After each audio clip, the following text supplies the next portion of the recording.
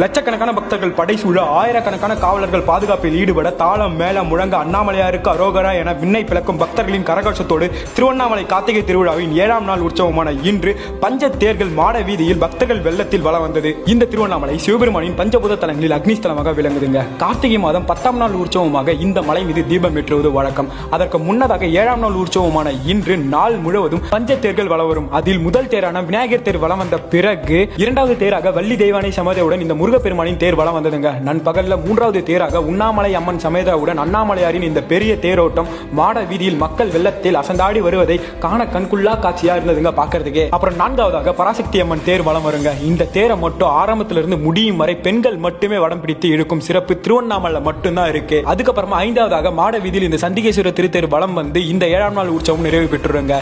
இதோட 10ஆம் நாளான மகாதீபம் ஏற்றுவது இன்னும் சிறப்பா இருக்கும். அதை பத்தி வேற ஒரு வீடியோல நம்ம பார்க்கலாம். நீங்க இந்த திருவண்ணாமலை தேரோட்ட பத்தி என்ன